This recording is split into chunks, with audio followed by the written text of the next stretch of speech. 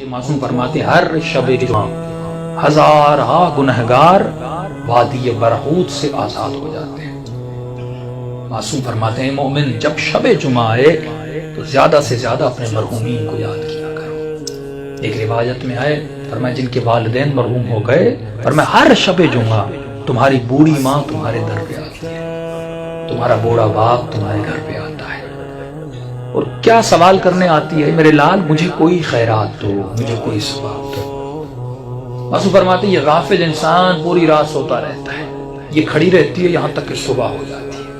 ملائک کہتے ہیں اب جانے کا وقت ہے، کہتی ہے نہیں اب اٹھے گا نماز پہ، مجھے کچھ نہ کچھ تو خیرات دے گا، لیکن فرماتے سورج نکل جاتا ہے، یہ غفلت کی نیند میں سوتا رہتا ہے۔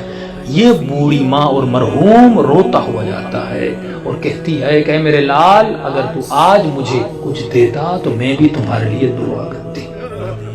والدین وہ واحد وجود ہے پروردگار عالم نے جو بنایا ہے، مرنے کے بعد بھی ماں کی دعا بیٹے کے حق میں قبول ہوتی ہے۔ یہاں تک فرمایا اگر پریشان ہو مصیبتوں میں ہو ماں کی قبر پہ چلے جاؤ، باپ کے قبر پہ چلے جاؤ، وہاں اس کے لیے کچھ مانگو اور دعا کرو، خدا اس کے صدقے میں، کیونکہ مرنے کے بعد بھی ماں بیٹے کی تکلیف کو دیکھنا پسند نہیں کرتی۔ تو تصور کرو اس دنیا میں جس کو اللہ نے ماں بنایا وہ ہماری تکلیفوں کو برداشت نہیں کرتی،